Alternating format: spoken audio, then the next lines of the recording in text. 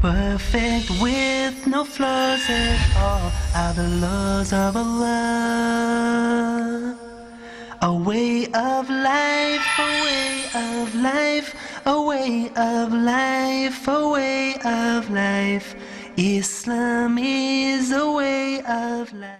Alhamdulillah Rabbil Alameen wa salatu wassalamu ala Rasulillahi wa ala alihi wa sahbihi ajma'in. Brothers and sisters in Islam, welcome to this episode wherein we continue the discussion on the domestic challenges which face the spouses.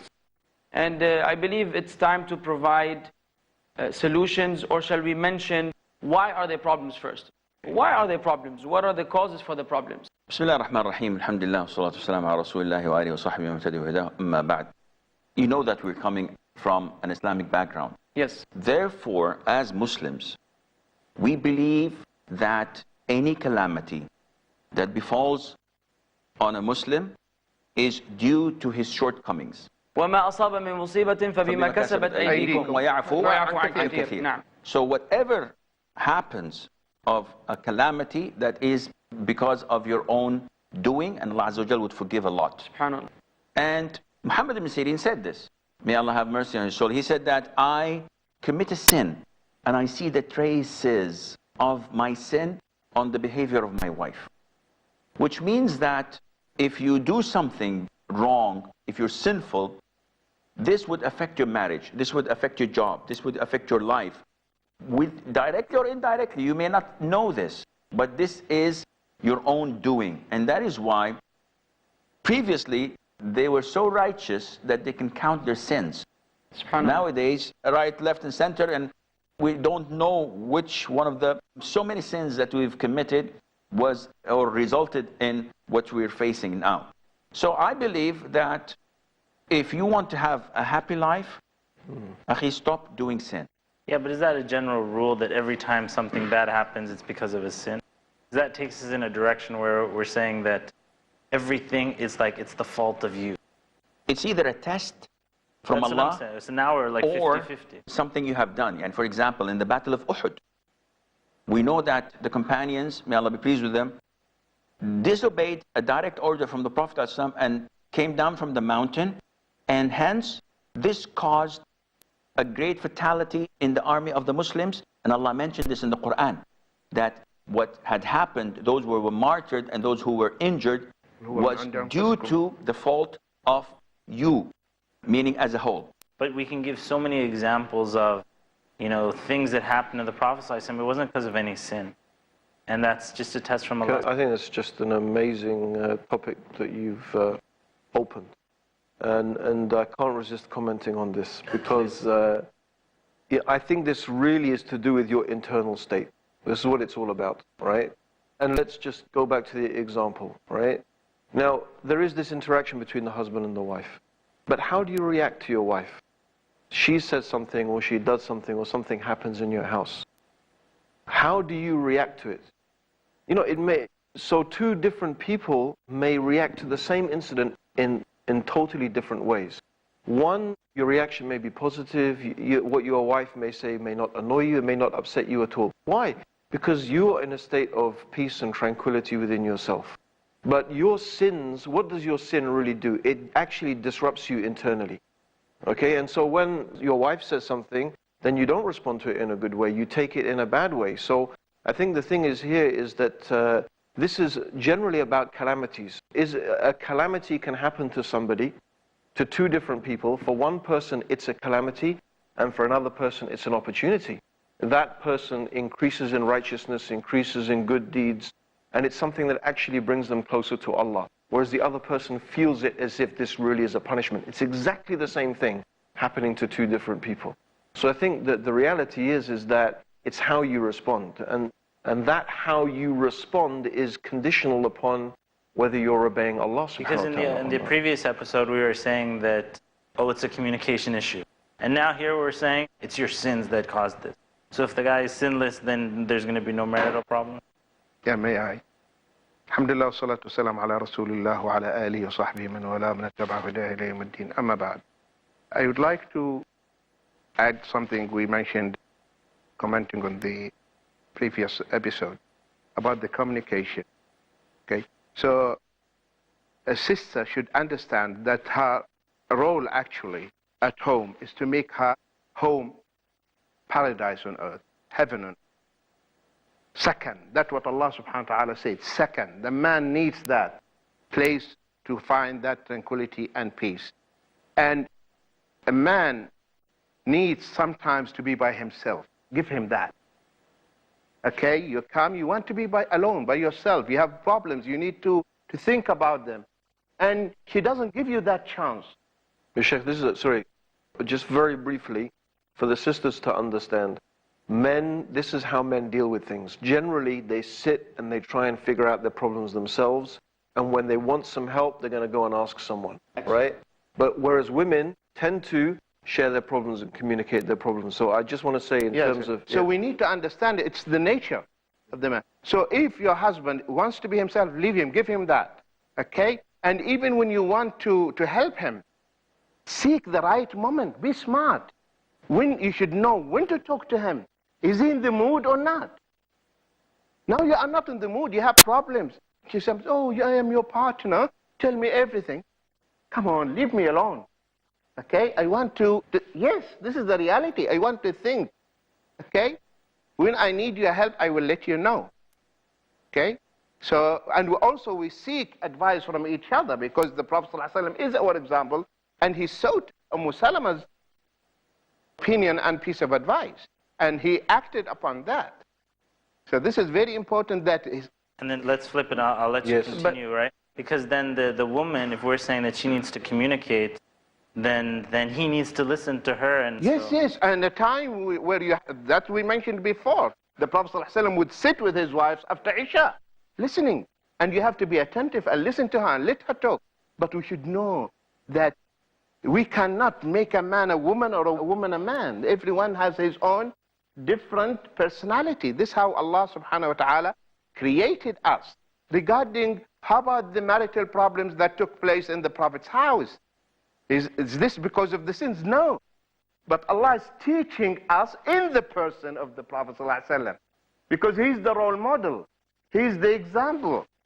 So Allah is telling us, see, if this is my Prophet, and he had these problems, who are you? So this is natural, that it is going to happen in your house. So Allah is teaching the whole ummah in the person of the Prophet ﷺ. For example, he makes his Prophet to forget in the salah, to teach us how to behave when we commit such a thing. So the Prophet ﷺ is an example to follow. That's why every one of us has a secret things in his life. But there's nothing secret in the life of the Prophet ﷺ. You know everything about him. But truthfully, now that answers that issue. But one can easily turn around and say, okay, fine. Then the prophets who suffered, Ayyub alayhi salam, and Nuh, and we don't necessarily have that very lesson. We know their sunnah was not, preserved like the sunnah of the Prophet alayhi salam. Isn't it that the scholars have actually addressed this issue by saying that, yes, the calamities befall people, and when they befall people, there are various reasons. We are not talking from that perspective. But that seems to have been the issue. No. When it comes why Allah tests the people, okay? To test the people to elevate their status or to expiate their sins. But now Allah is teaching the ummah in the person of the Prophet ﷺ. لَقَدْ كَانَ لَكُمْ فِي رَسُولِ اللَّهِ أُسْوَةٌ حَسَنَةٌ. Because he is the example. So Allah subhanahu wa ta'ala made everything to happen in the life of the Prophet ﷺ. So that when I study the life of the Prophet ﷺ and I deduce lessons, you see, this happened in the life of the Prophet ﷺ, and this how the remedy, this how he behaved, this is that. I believe that when I make or I face a calamity and I attribute this to my sins, that it is positive for me. Yes. Because it makes me revise my life and try to get rid of my shortcomings. Though I don't, make fun of someone who had a calamity, say, ha, Allah Azza wa Jalla is punishing you for this. This is not for me. And if a tsunami takes place in XYZ, I would say that this is a test from Allah Azza wa Jalla. But I wouldn't say that this is Allah Azza wa Jalla is punishing them. There might be some of them being punished, some of them being tested, some of them Allah Azza wa Jal is blessing them with this calamity so that it would erase their sins or elevate their status in paradise. And those who drowned, there's martyrdom for They're them. martyred, yes. So we have to take a short break, inshallah, and we will pick up right afterwards. We'll be right back. Don't go anywhere. Assalamu alaikum. A way of life, a way of life, a way of life. Welcome back. So among the reasons, or among the reasons why there are problems is perfectionists, or people really trying to create, they wish they could customize the spouse like you would do for a car or for a garment. And truthfully, this is impossible because they were already created by Allah the way they are. Is that one of the reasons? And if so, how do we get over that obstacle? Very big mistake people make in marriage. I mean, actually, this sort of goes back to the previous, we didn't even mention this, you know, I'm going to marry someone who's like that, but you know what, I'll shape them the way I want, I'll make that person the way I want to make them. It's a big mistake, you know, and I think this is a very important point. I mean, specifically, the Prophet ﷺ, for example, mentioned about women, you know, that she's made from the bent rib, and the most bent part of the rib is the top part. So don't try to straighten her, because straightening her will be divorce. So enjoy her the way she is. And so this attempt to try and whether it's the wife trying to change the husband or the husband trying to change the wife, and we're talking about some essential characteristics. We're not talking about here a sin, and you're trying to get your spouse to stop sinning. Of course, you have to do that. Glad you clarified that. Yeah, but there's some basic characteristics a person has. Don't think you can mold a person. And I think that's a big mistake in marriages, that I want this person like this, and that can lead to some very big problems. It often happens when like the wife may be sensitive, and then the husband says something and she starts crying, and he says, stop crying. Stop crying now. And then she cries more. And it just doesn't work. It's like you just want her to instantly, you know, act accordingly, but it's her nature that at this time she wants to cry. And men sometimes we fail in recognizing that. No, so the reason she cries, she carries on crying is because... You don't understand her. Yes, because she expecting you to come and... Yeah, give her a hug. That's what I'm saying. She wants a hug. Okay, I'm sorry. Okay. Brothers and sisters, it is very essential, really. Let's have a group hug. Subhanallah. You guys are close You know to what? each other. Subhanallah, it is just like a child. She needs that. Just try it when it happens, and you'll see. Things will cool down. Subhanallah. And one of the mashayikh said, he said, don't believe your wife when she tells you, if you are a man, divorce me. I don't want to live with you anymore. You know what she wants to say? Love me more. What a funky way to say it. Yeah, love me more. She doesn't mean it. She doesn't mean it. But the shaitan will not leave you alone. Oh, come on, be a man. Don't see, you don't have any manhood. What I tell people, like... She's challenging you. You say, or leave the house. And she will be maybe chasing you. Come back, oh coward, come. Say, yes, I am coward, okay? Okay, bye. Go till things cool down, okay? Come back. Assalamu alaikum. I'm sorry. That's what happened. Fatima radiallahu anha, made Ali upset. Ali radiallahu anhu, he left the house. He went to the masjid, he slept in the masjid, prayed 2 rak'ahs and slept. The Prophet ﷺ came. Abu Turab. Fatima, where is Ali? He left the house and he was angry. So she made Ali radiallahu anhu angry. The Prophet ﷺ went to the masjid, finds Sayyidina Ali sleeping. The kafar fell down, his cheek was in the dust. Said, oh father of dust, get up. Ali radiallahu anhu went back. Things cool down. So it's a matter of understanding. And so when she is crying, and she'll have, stop crying. The reason you are saying stop crying, because it hurts you. Because you feel inside you, the poor girl is, so you want her to, that's why if you smack your child and your child is crying, you see, okay, hold it, stop. Because you feel the guilt inside you, you feel the pain. Okay, so that is very... So going back to the issue of, you know, seeking perfection, it's a disease. No, it's not. It's not a disease. The illness is in wanting things to be not on their nature. For example, you marry a woman and you don't want her to feel jealous. This is illogical. It is something built in. She's programmed to be jealous, and it's a positive thing. What's not positive is if she acts upon it and burns your second wife's house, then you have a problem. This is an illness. And let me go back and reflect on what Sheikh Abdul Rahim said. Now, when you get married, you have to accept your spouse as they are. You have to unconditionally love them for who they are. Now, there are small things here and there that you may change or request that it would be modified and edited a bit in you and in them. My problem is when people do not live every moment for its own value.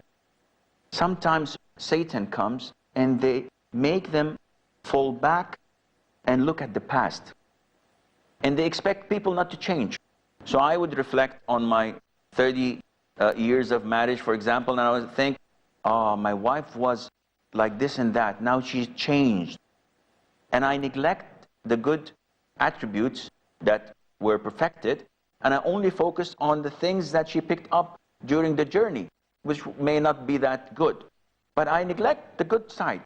And this is one of the biggest issues. The Prophet said this, alayhi wasallam. He said, لا يفرق مؤمن مؤمنة. A man should not scrutinize and look for the shortcomings of another believing woman. If he likes something, or if he abhors or dislikes something, he will like so many other things. Mm-hmm. So don't be negative. Yes. So living at the present, akhi, have appreciation to what you have. And don't look back. Because if you look at, for example, how she looks like 30 years ago, you're not looking how she used to cook 30 years ago. Now she is, mashallah, a professional cook. So you have to weigh things better. It sounds like we're always coming from the man's perspective. It's always like, what does the man get? What does the man... I think a lot of husbands are like tabani. They're just like, they're lazy in the house. They want to be served. They're watching TV. They want their wife to be like this and whatnot. And you find a lot of men are not stepping up to be a man. Maybe a lot of solutions will be if this person, figures out how to be a man. Things can happen. We're almost like making it like the woman, it's all her job to make sure the marriage goes good by serving him and giving him his time and cooking for him and looking good. And the woman has the same problem. See, she always sits back and reflects. Oh, my husband used to take me out. He used to do this. He used to do that. Now she does not reflect on his minimum wage he used to charge and not buying her things. Now he's buying her necklaces, gold, diamonds. He's taking her instead of the restaurants once a week as he used to. He's doing that once a year, but to a resort, for example, for a week or two with the kids, or taking her for Umrah.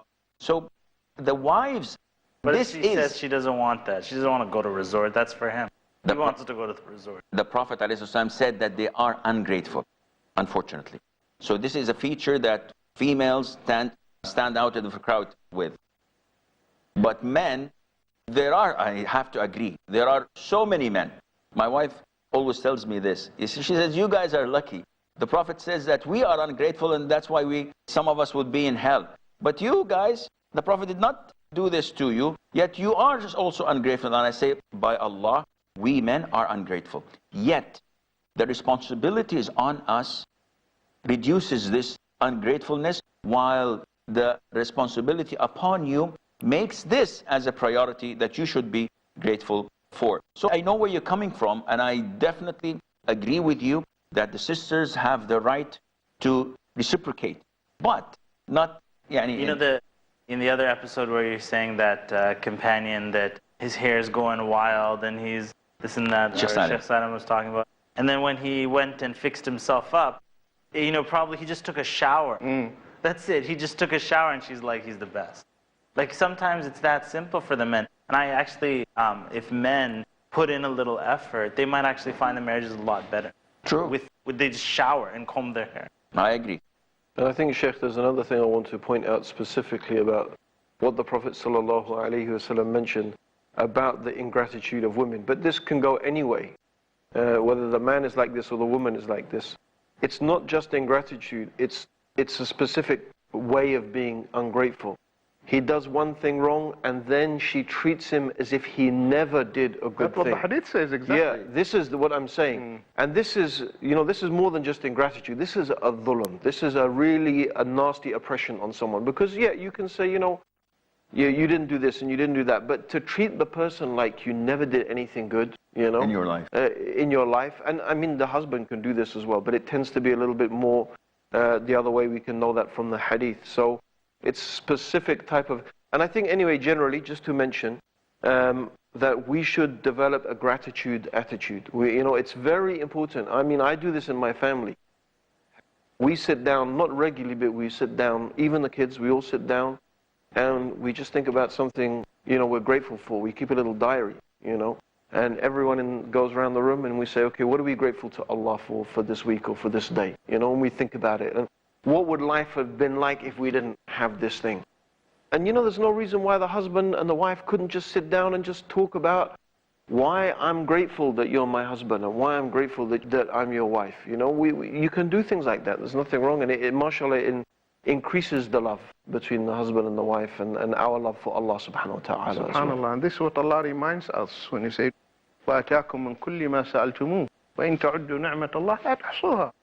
Allah has given you from His bounties where they are innumerable. You can't count them. You can't count them. You can't. And if you try, you cannot. So the blessings of Allah, Allah has overwhelmed you with His blessings. So we have to be grateful. Otherwise, Allah subhanahu wa ta'ala will take away these blessings. If you don't thank Him, Allah will deprive you of such blessings. So if you want to maintain and protect Allah's blessings, you should thank Allah subhanahu wa ta'ala constantly, always. Always you should thank Allah subhanahu wa ta'ala. Well, regarding being idealistic, the stories we mentioned of Sayyidina Umar is an example we should keep always. Sayyidina Umar, he made the comparison. Okay, if he gets upset now, what is it? Not a big deal. But see what he is doing for me. perhaps we can conclude the episode just to be fair and balance things out. That the Prophet ﷺ did say, خَيْرُكُمْ لِأَهْلِهِ وَأَنَا خَيْرُكُمْ لِأَهْلِي. The best amongst you, the men, are the best to their wives, and I am the best to my wife. So that the sisters will not feel that it's all them. The man is expected to actually be the best to his family, and we ask Allah to enable all the men to act according to the hadith, and the sisters to be concerned and worried about the narrations which address them in particular. And we will not end this yet, inshallah. We will be having another episode dealing with other aspects of marriage, bi'idhnillah. Jazakumullah khairan for tuning in. Assalamu alaikum wa rahmatullahi wa barakatuh. A way of life.